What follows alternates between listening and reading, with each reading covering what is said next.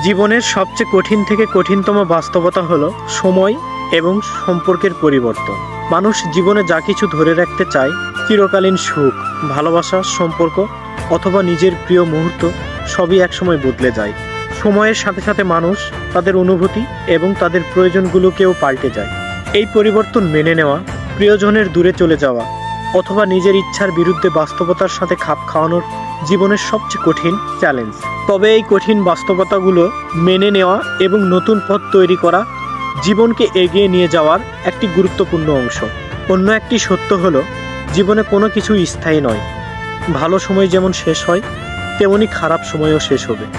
তাই কঠিন সময়ে ধৈর্য ধরার মানসিকতা গড়ে তোলা প্রয়োজন।